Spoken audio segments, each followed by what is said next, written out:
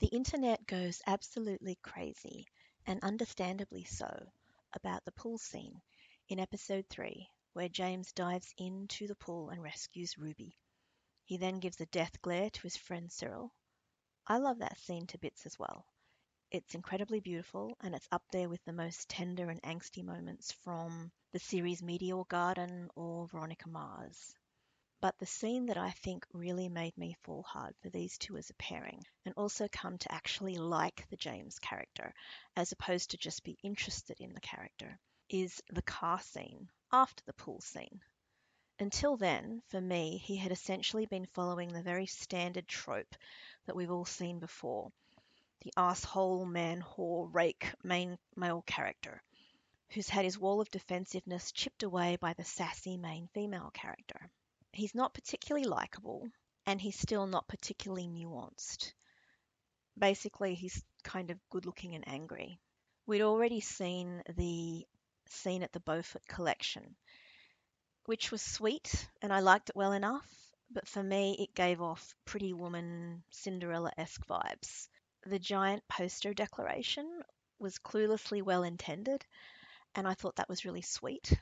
I really, really liked his heart on his sleeve moment where he goes to her house and tries to invite her to Cyril's party. I also really loved how he reacted when she arrived at the party, and I'll probably do a separate video about that particular scene. Nonetheless, it is this scene, after the pool scene, that I think the actress Harriet kills it acting wise. She doesn't overact, it's very nuanced, it's a very painful scene in which she discloses things about herself that she's probably not talked about with anyone else, including her own family, based on what we can discern from the conversation she had with her father. Now, in this scene, I'm going to play it in a moment, but I want you to notice that James literally says nothing throughout the entire scene. It was only while I was doing a rewatch to do some of this scene analysis that I realised that even though he's clearly an equal counterpart in this scene, he has no dialogue in this scene with Ruby. She's the one that's doing all of the talking. He is emoting with his body and his very expressive eyes. And the amazing thing is he's able to do it in a way that is not over the top. Because if he did overact, I would be getting secondhand embarrassment. But it is really interesting to me that I consider this a very important scene between the two of them, and yet he is doing none of the talking. When James notices that Ruby's hands are trembling, you can see that although he reaches for her hand, he doesn't just grab it. He puts his hand near hers and he lets her make the decision about whether she wants to hold his hand or not. The whole time she's speaking, he doesn't take his eyes off of her. He provides silent support and comfort to her to encourage her to continue speaking.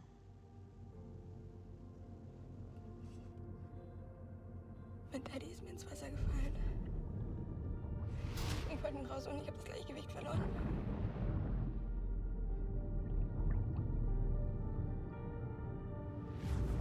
Und er ist mir hinterher gesprungen. Ich konnte noch nicht richtig schwimmen.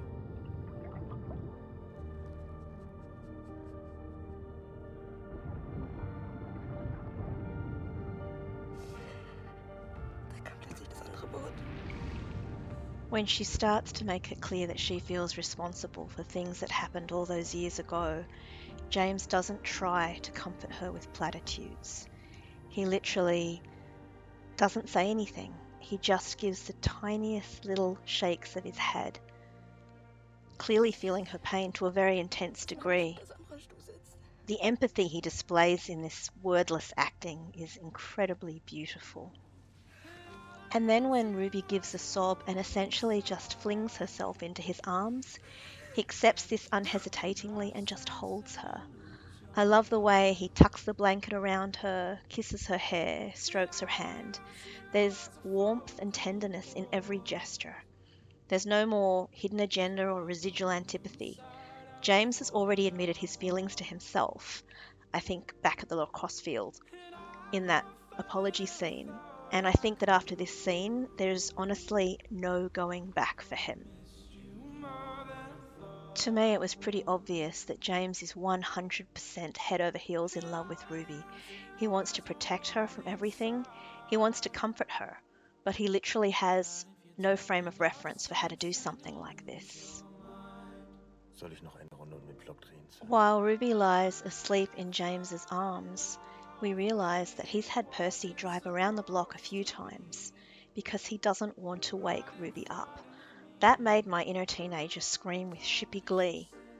And then when James admits in a broken, heartbroken voice to Percy, his father in all but name, that he doesn't know what to do here, I am done. I'm totally invested. I would have to say that if by this scene you aren't invested in these characters, the ship and the show, and you're not feeling it, then the show is definitely not for you.